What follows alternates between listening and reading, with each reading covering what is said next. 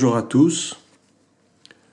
Notre verset du jour se trouve dans le livre de Amos, au chapitre 5, versets 18 à 19. Malheur à ceux qui désirent le jour de l'Éternel. Qu'attendez-vous du jour de l'Éternel? Il sera ténèbres et non lumière. Vous serez comme un homme qui fuit devant un lion et que rencontre un ours, qui gagne sa demeure, appuie sa main sur la muraille et que mord un serpent. Je m'attacherai plus précisément sur le verset 19, qui dit donc « Vous serez comme un homme qui fuit devant un lion et que rencontre un ours, qui gagne sa demeure, appuie sa main sur la muraille et que mord un serpent. » Nous avons affaire ici à trois types de personnes qui peuvent affecter nos vies. Ces personnes sont donc représentées dans ce verset par des animaux ayant chacun des caractéristiques différentes que je vais expliciter ici. Le lion tout d'abord. Le lion qu'on a coutume d'appeler le roi des animaux. Eh bien, le lion représente des gens qui peuvent nous effrayer, nous intimider, parce qu'ils rugissent facilement. Ils rugissent entre guillemets, bien sûr. Ce sont des personnes ayant une certaine autorité, qui ont de l'influence et qui se prennent un peu comme des rois, assez orgueilleux, qui aiment volontiers écraser les autres par l'intimidation, voire la peur qu'ils peuvent inspirer. Mais en fait, ce ne sont pas les plus dangereux. Ils sont plutôt extérieurs à notre sphère privée. Ensuite, nous avons l'ours. L'ours représente plutôt des personnes imposantes, brutales dans leur comportement, aussi bien que dans leurs paroles, des personnes qui impressionnent par leur présence, disons, massive, imposante, qui écrasent tout sur leur passage et que rien n'effraie. Ce sont des personnes de type coléreux, de type colérique si vous préférez, mais qui ont une nette tendance à la colère. Mais dès que la proie fait le mort, eh bien, ces ours disparaissent en fait. Et ça se vérifie dans la réalité. Lorsqu'un ours attaque quelqu'un, il suffit que la personne se couche et fasse le mort, et en général, l'ours passe son chemin. C'est aussi quelqu'un qui se place à l'extérieur de notre sphère privée. Maintenant, le serpent. Alors, le serpent, c'est vraiment le plus dangereux de ces trois animaux. C'est celui que l'on peut rencontrer dans notre domaine privé, précisément. Et c'est là que le verset le dit. L'homme qui gagne sa demeure, donc il rentre chez lui, il se croit délivré, en fait, des autres ennemis, le lion et l'ours, il rentre chez lui tranquillement, et puis il s'appuie sur son mur, et c'est là que le véritable danger arrive. Il se fait mordre par un serpent, alors qu'il ne s'y attendait pas du tout. Eh bien, ce serpent représente des personnes qui sont dans notre domaine plus privé, soit dans notre famille, dans notre entourage, que ce soit professionnel, ou bien dans notre cercle d'amis, et surtout dans les membres de nos églises dites chrétiennes. Ce serpent nous présente 4 caractéristiques particulières. Premièrement, sa démarche. Vous savez comment se déplace un serpent en général? Un serpent ne se déplace jamais en ligne droite. Mais en fait, il oscille de droite à gauche, selon le principe de la reptation, d'ailleurs d'où son nom de reptile. Il se déplace d'un côté de l'autre, un coup à droite, un coup à gauche, il louvoie, et en fait, il ne va jamais directement vers sa proie. Deuxième caractéristique, sa langue. La langue du serpent se meut pratiquement constamment hors de sa gueule. Cette langue n'est jamais en repos. Et c'est le type des personnes qui passent leur temps à bavarder, on dit qu'ils ont la langue bien pendue, qui parle sans arrêt, qui discourt sur tout et sur rien. Cette langue qui est constamment mobile fait d'énormes dégâts, allume le feu par des commérages, des insinuations, des accusations, des médisances, des jugements. Et je vais à ce sujet vous lire le chapitre 3 de l'épître de Jacques, du verset 5 au verset 9. Jacques 3, versets 5 à 9. De même, la langue est un petit membre, mais elle se vante de grandes choses. Voici comme un petit feu peut embraser une grande forêt. La langue aussi est un feu. C'est le monde de l'iniquité.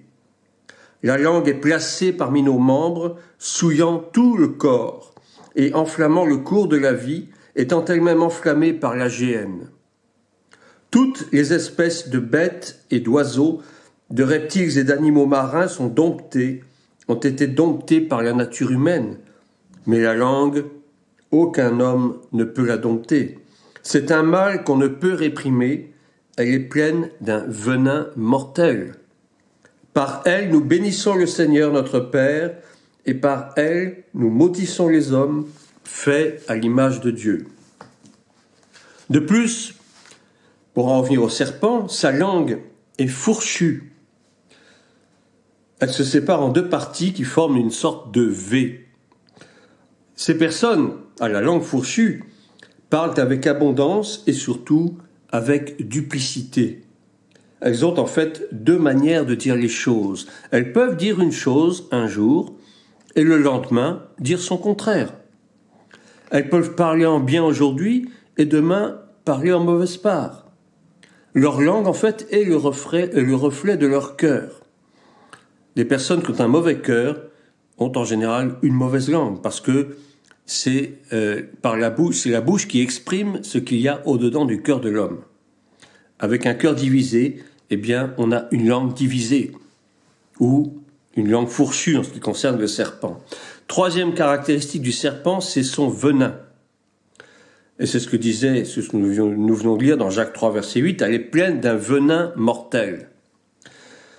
Tout ce qui sort de la bouche de telle personne ne sert en fait qu'à tuer, à diviser, à semer des querelles, à détruire, par la médisance, par les fausses accusations, par les on-dit. Il suffit d'une seule personne dans une assemblée pour détruire toute l'assemblée. Il y a des serpents dont une seule injection de venin peut tuer des dizaines d'hommes ou même d'animaux. C'est un poison qui se répand comme une traînée de poudre et qui commet d'immenses dégâts. Quatrième caractéristique du serpent, c'est la mue, c'est-à-dire son changement de peau.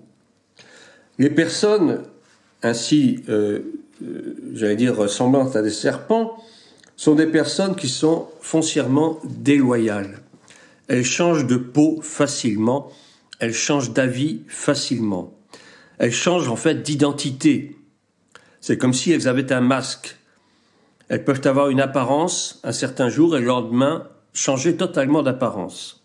Elles peuvent être bienveillantes un jour et elles peuvent se rendre absolument détestables le lendemain. Un changement s'opère dans leurs attitudes, dans leurs propos. Elles changent facilement de discours. Elles se désengagent très rapidement. Et donc, ces personnes-là, on ne peut absolument pas leur accorder la moindre confiance. Elles changent d'avis très facilement, sans même que l'on sache pourquoi. Souvenez-vous que c'est le serpent qui a trafiqué dans le jardin d'Éden avec la femme, qui l'a séduite par un discours trompeur et mensonger. Et c'est lui toujours le même serpent qui a apporté la mort dans le monde par son venin. Et c'est ce même serpent qui continue son œuvre de mort et de destruction dans le monde d'aujourd'hui. Donc vous voyez, ces quatre caractéristiques font que les personnes assimilables au serpent sont les plus dangereuses. Donc on a dit premièrement par leur démarche, ce sont des gens qui ne vont pas droit au but, qui ne vont jamais à l'essentiel, mais qui vont passer par des chemins détournés tout comme le serpent qui se meut de droite à gauche sans aller directement vers sa proie. Ensuite, sa langue, cette langue qui est constamment bien pendue et qui ne fait que de parler. Cette langue qui est fourchue, donc duplicité, un jour du bien, le lendemain du mal. Le venin, bien sûr, ce venin qui peut empoisonner des multitudes. Et puis enfin, le changement d'attitude, ce changement d'identité que l'on retrouve donc dans la mue du serpent. Chaque année, le serpent change de peau. Eh bien, ces personnes aussi changent de peau. Elles sont soit bonnes un jour et mauvaises le lendemain. Et donc, pour terminer, je vous dis ce petit verset de 1 Jean, chapitre 5, verset 19. Nous savons que nous sommes de Dieu et que le monde entier est sous la puissance du malin. Donc, sous la puissance du serpent. Vous voyez, les deux premiers ennemis, le lion et l'ours, ils impressionnent beaucoup, ils font peur, ils se prennent pour ce qu'ils ne sont peut-être pas, ils sont brutaux, ils rugissent facilement, mais en fait, ce ne sont pas les plus dangereux. Le plus dangereux, c'est celui qui peut paraître invisible, c'est celui qui attaque par surprise, c'est le serpent. Voilà, c'était une petite mise en garde. Faisons attention, de savoir à qui nous nous adressons. Faisons attention, ne nous confions pas à n'importe qui. Et soyons toujours vigilants sur nos vies, sur nos façons d'être, sur notre langage. Que Dieu vous bénisse. Prenez soin de vous. Dieu vous aime et je vous aime aussi. À bientôt.